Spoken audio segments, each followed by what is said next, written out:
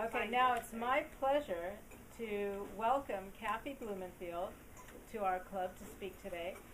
Kafi is the first executive director of Discovery Cube Los Angeles. They're all called Discovery Cube Los Angeles, okay?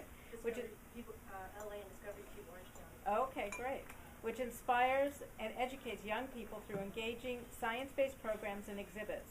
She most recently served as president and chief executive officer of Liberty Hill Foundation, one of the nation's most admired social change foundations. Blumenfield has direct experience working on an array of socio-economic issues, including environmental justice, civic engagement, human rights, and housing. Prior to joining Liberty Hill, she was deputy director of Neighbor to Neighbor, a national organization dedicated to grassroots empowerment of working families. She was also director of programs for the Fair Housing Council of the San Gabriel Valley, and worked with the National Resources Defense Council on various urban pollution and environmental justice issues. Kafi is an appointee to the California Commission on the Status of Women and Girls, and serves on the boards of the Tides Foundation, ARC, is that what it is, and Planned Parenthood Advocacy Project in Los Angeles. She's a member of the advisory board of the Los Angeles River Revitalization Corporation and the Draper Center for the Community Partnerships, and on the selection committee for the James Irvine Foundation Leadership Awards.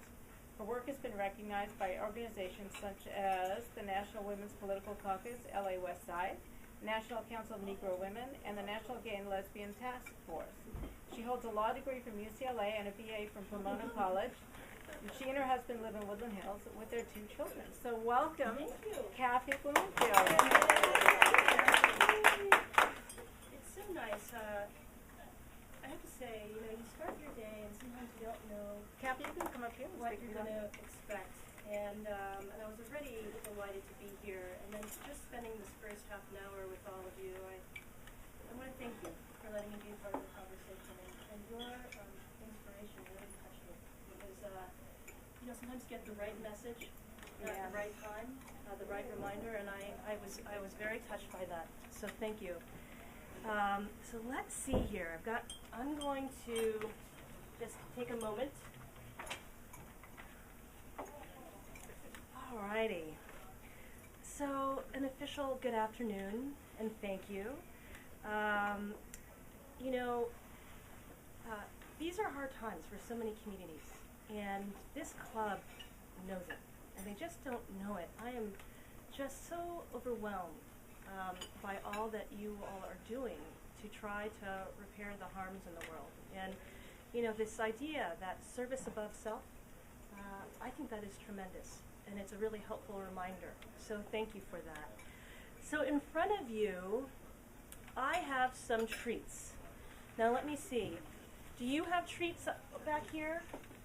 All right, let's see if we have any extras, if we can pass them in front of you. And these are not yet to eat.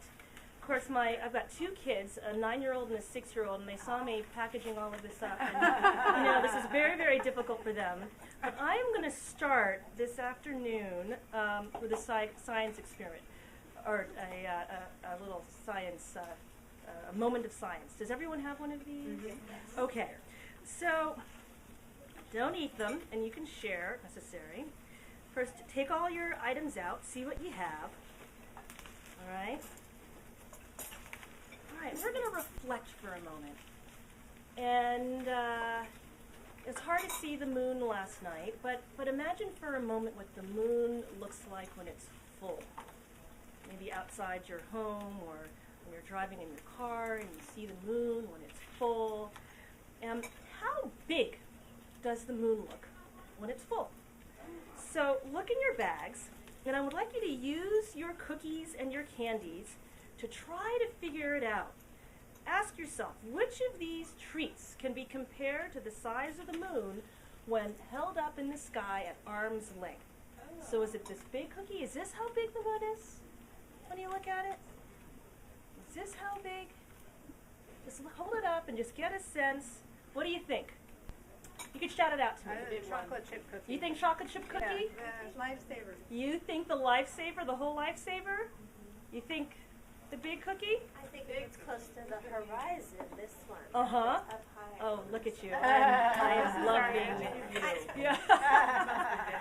Are we in standard orbit or higher? So the full moon will always fill the inside of the hole of this lifesaver. Wow. You got it. You got it. One more before you get your dessert. How big do you think the moon is in proportion to the Earth? So use your cookies and your candies to determine the approximate comparison of the size of the moon and the Earth. What do you think? Very good. And then is that the moon or the Earth? That's the moon. And what would the Earth, what size would your Earth be? You would say a cookie? Yes. You would say the lifesaver and a cookie? Yeah. Okay, very, very good. The Earth's moon is about 1/4 the size of the Earth. And so the correct size is the M&M for the moon and the Chips Ahoy cookie for the Earth. Okay. Interesting, huh? Yeah. So, Discovery Cube Los Angeles. You can now enjoy your nibbles for dessert. Discovery Cube is a place of learning and fun and inspiration. And this moment of science was developed by our Vice President of Education, Janet Yamaguchi. And it's one really small example of how Discovery Cube intermixes science concepts with fun and practicality. And so, bon appetit. I'm going to tell you a little bit about Discovery Cube. We are a nonprofit organization. We're a science-based entity that opened at the Hansen Dam Recreational Facility in the northeast San Fernando Valley. And we just opened this past November. We have about 71,000 square feet of exhibit and programming space, and we aim to inspire and educate young minds through engaging science-based programs and exhibits to better help the communities around us. And some of you may know our sister campus, Discovery Cube Orange County in Santa Ana, formerly known as Discovery Science Center. It has if you're driving on the 5 freeway, it's that big black cube that looks like it's precariously hanging over the 5 freeway. And several months ago, my 6-year-old and I were out on an adventure.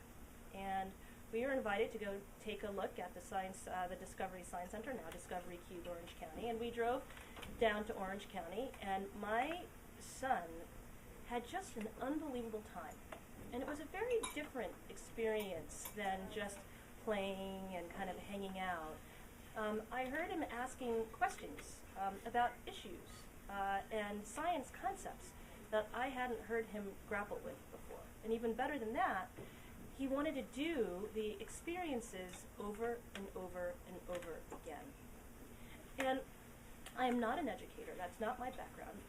My background has been in social change and trying to repair the world in any way that I could possibly repair the world. And in philanthropy, one of the issues that we've been really concerned about, right, is education.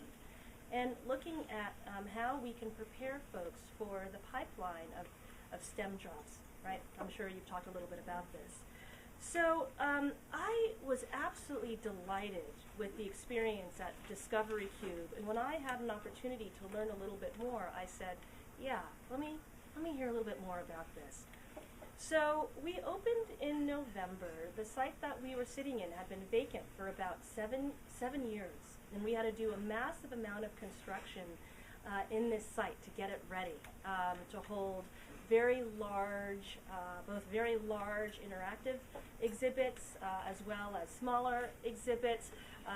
We really focus on everything from early learning all the way through high school, with a sweet spot being middle school. And so the experience is really a broad one. We have a broad target audience. When you walk through the doors of the center, the moment you walk through, you are invited to get hands-on. And we know that STEM issues, science, technology, engineering, and math, can be very intimidating to folks when it doesn't come to them naturally. And so when you come through our doors, the first thing we want you to do is we want you to move around.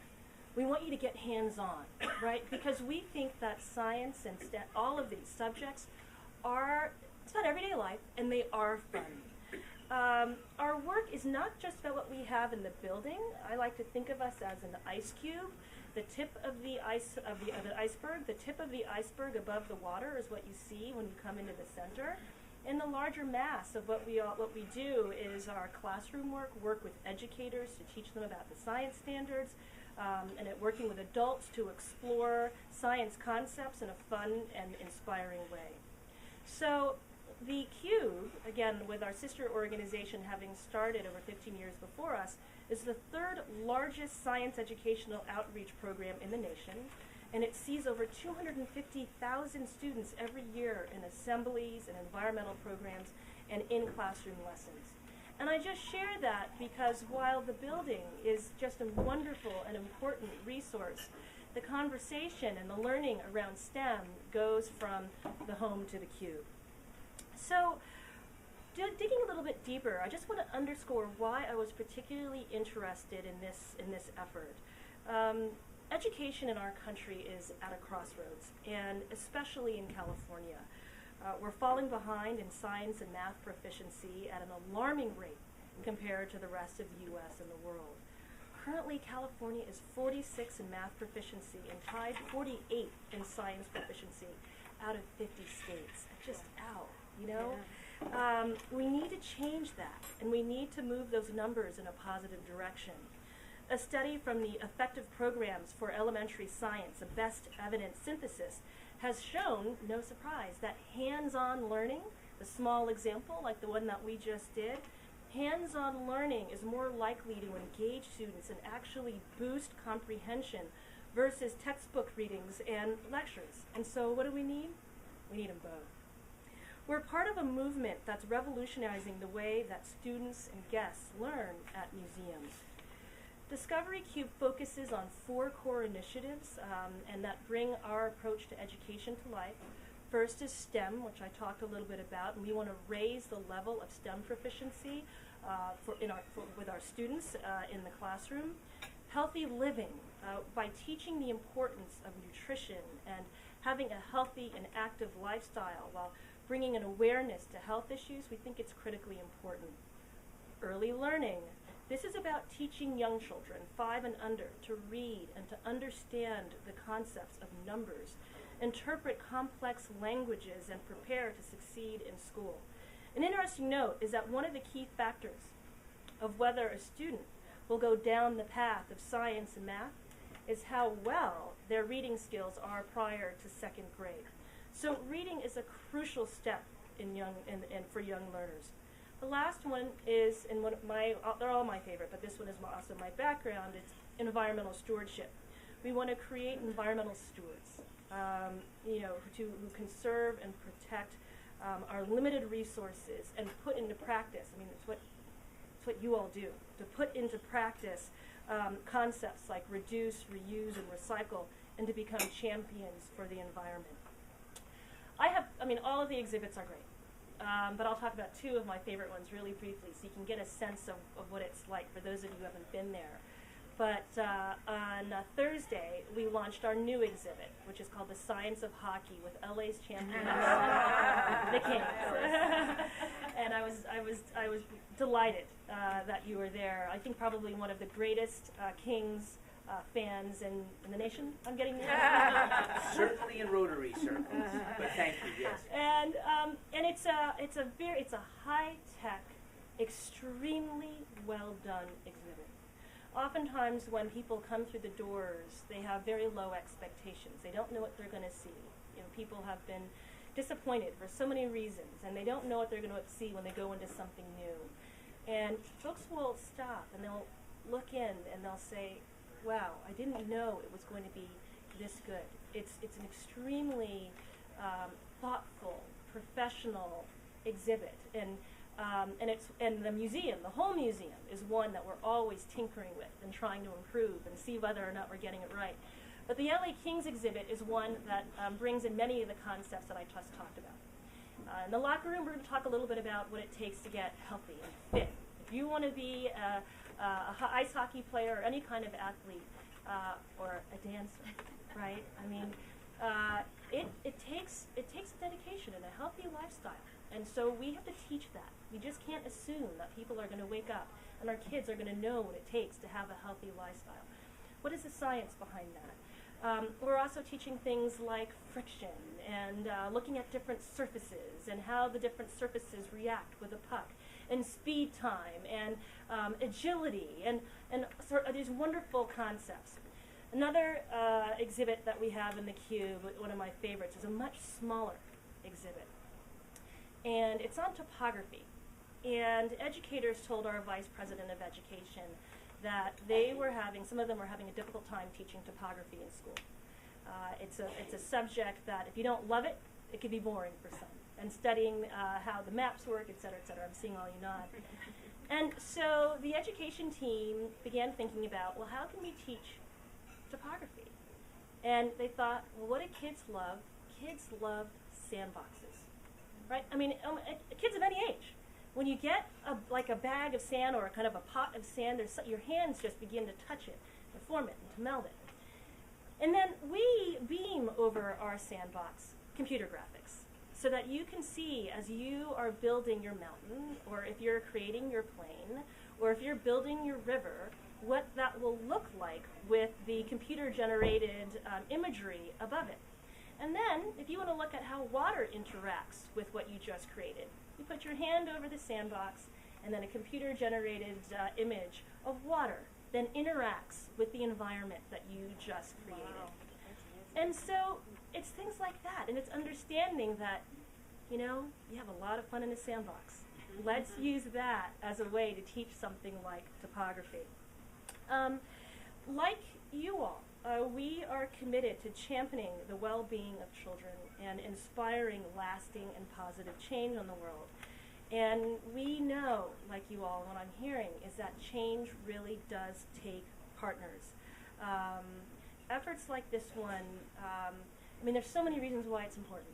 And one of the, I live in the San Fernando Valley, and my kids go to school in the San Fernando Valley, and we are inviting everyone all over this region, but particularly the San Fernando Valley, to come and to join us to make this new resource one that we can all use. So there are a few things I'd like to throw out to you for your consideration, for you all or others that you talk to. The first is we love volunteers.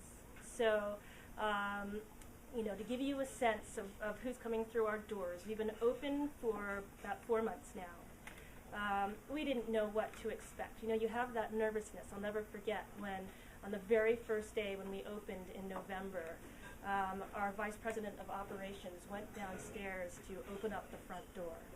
And she opened up the front door, and there was no one there. And she walked out to the ticket booth, and she said, well, it's the first day, And she turned around, and she began walking back to the office, and she glanced over her shoulder, and sure enough, she saw a brigade of mommies in their strollers. And it hasn't stopped since. We've had over 63,000 visitors in just 4 short months. I mean, just unbelievable. 5,200 kids have come on field trips. And it really depends on a really great staff team. We're very proud of the fact that nearly all of our jobs were filled with folks from the San Fernando Valley, young and old. But also we have a volunteer corps of folks, young and old, who come in. By the end of the year, we hope to have between 200 and 300 volunteers engaged at the center. And people bring their various abilities and their loves and their talents, and they lend them to the Discovery Cube. And we do a whole host of events inside the Cube and outside of the Cube. So we're always looking for volunteers who love working with children and their community to come out. Field trips. A big part of what we do is we partner with teachers on what they're teaching in the school. We then partner with what we have within the Cube. And so we invite students to come out on field trips. But sometimes the hardest part of the field trip is raising enough funds for the bus. And so buses are expensive, and they're great opportunities if you or others are interested in sponsoring a bus to help classes travel to the Cube. The other thing you can do is you can adopt a class. We want to invite all children. We're in an area with too many Title I schools. right? It's just a problem. And we want these kids to have access to the very best. Every child deserves access to the very best of education. But you can adopt a class, and this allows for people or groups or corporations to help underwrite the cost of bringing a class to Discovery Cube. And then you could just visit. Come out with your friends and come out with your family members. And you do not need to have a little one in tow. It really is a place for everyone of all ages.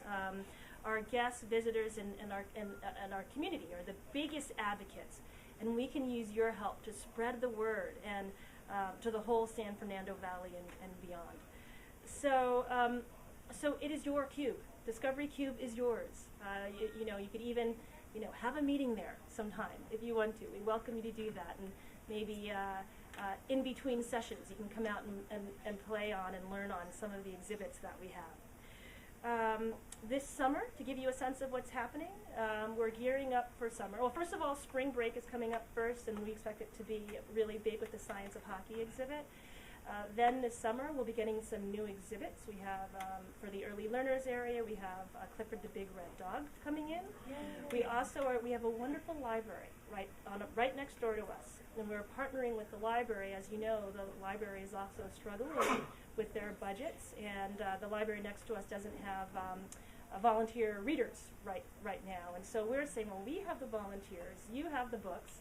Come on in. We would, love to read to the kids this summer, as to encourage summer reading at the library, at the Discovery Cube. We expect the summer to be a packed house, an absolute packed house. So please ask me any questions under the sun. I am here to be of service to you, and after I can answer questions here, and then also I'm always available to you at the Cube. Please. So what's the address and what are the hours? Yeah. So. The address is 11800 Foothill Boulevard in LA. Hanson Dam is located in, it's near Sylmar, Lakeview Terrace, and Pacoima, right? And it is gorgeous. And if you haven't been to Hanson Dam, I truly think it is a jewel of our city and a jewel of the San Fernando Valley. And I say that because while you come out to the Cube, you may want to just take a little walk along one of the walking paths. You're going to see horses go by. The largest pool this side of the Mississippi is there. Wow. For your kids and grandkids, there's this, a Shane's Inspiration Playground, a skate park. Children's campgrounds are going to be opening up this summer with an amphitheater, a fishing lake. It's a San Fernando Valley destination. Wow. And so we are open from 9 to 5, although in the summertime we will extend our hours depending on the crowds. 9 o'clock is when our field trips start. 10 o'clock is when the general guests come through the doors. We're only closed Monday through Sunday. We're only closed 2 days a year, Thanksgiving and Christmas Day. Oh, wow. Yeah. And that's just because, again, we want to be of service, and we recognize that we want to be available. We don't want to have a barrier where if someone happens to have a holiday off, our staff and volunteers are there to serve. So. They also have a very reasonable entrance fee and free for teachers. Yeah. Love it. Yeah, what's the entrance fee? So due to a grant from the City of Los Angeles, it's $10. Wow. So we're very appreciative of that. And I have some materials over here, including the $10 admissions coupon and some background information on the volunteer opportunities as well. So, please. I have to ask the question of the various different stations in the Science of Hockey exhibit. Yeah, which is my favorite. Which one have you? Which was your favorite? Yeah. Have you tried them? Oh my gosh, yeah. Okay, so, which was your favorite? It's just a really great exhibit. Good. Okay, so one of my favorites is one that tests your reaction time. Okay, and it sounds like it's a really simple thing, but it's going to test your reaction time based on sight, sound, and feeling, and it just gives you a sense of how quick the player has to be in the game, and I love that one. I also love, because my daughter loves this one, I love the one on friction. Looking at different surfaces and how the puck reacts to different surfaces. There's one that I also, okay, you said one, but I can't just give one. You There's, could go on to, you could talk as there's much a about healthy, hockey as you want. there's a healthy living one that I like quite a bit, where you get to race Bailey on the ice, and you have to move as fast as you can. And then Bailey, there's an image in front of you, and Bailey is ice skating, and you're trying to catch Bailey, and you're moving as fast as you can. And I just think that's really great, and I haven't caught him. I haven't caught Bailey. Meeting Bailey, which I had never done before, was one of the coolest parts of this past week. I Bailey, never met Bailey before. Bailey's so pretty great. And I think that was cool. that exhibit for me just highlights a strong community partnership. You know, that if we're going to engage our kids in science, well, at first you would think, how does the Kings relate to that, right? But the truth is, there is a fascinating science behind hockey. It's a wonderful platform to teach science, and the Kings really understood that, and the Kings also understood how important the San Fernando Valley is with getting folks to enjoy the game, and so we were really delighted to have them as a Will it partner. be there this summer yet, too? Oh, it's a permanent exhibit. Perfect. It's a permanent I've exhibit. got 2 grandsons coming out. Yes, it's a permanent exhibit. I'd be in front with protest signs. It's a permanent exhibit. They'll It's a permanent love it, exhibit. yeah. Wear your jerseys or buy them at the Cube. It goes to a good cause. So that's the one. We have that one in common. That's great. Any other Anybody questions else? for me? Great. It's again, it's an honor to be with you all. Thank you so much.